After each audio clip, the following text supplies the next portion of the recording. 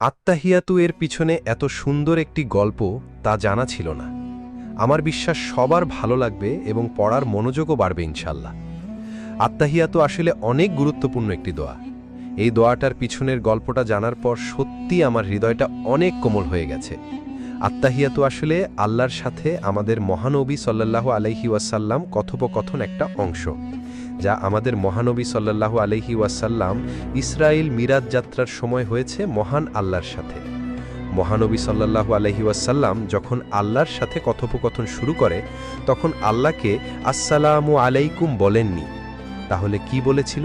কারণ আমরা মহান আল্লাহকে বলতে পারবো না আল্লাহ আপনার উপর শান্তি নাজিল হোক, কারণ আল্লাহ নিজেই একমাত্র পৃথিবীর সকল শান্তির এবং রহমতের উৎপত্তিস্থল।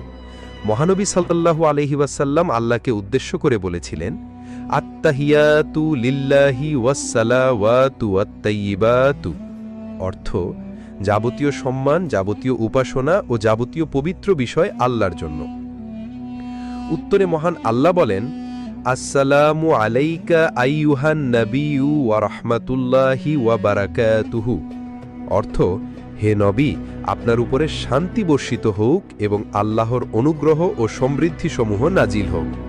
এতে মহানবী সাল্লাল্লাহু আলাইহি ওয়াসাল্লাম বলেন, আসসালামু আলাইনা ওয়া আলা ইবাদিল্লাহি সলিহিন, অর্থ আল্লাহর সমৃদ্ধি শান্তি বর্ষিত হোক আমাদের উপরে এবং আল্লাহর সৎকর্মশীল বান্দাগণের উপরে।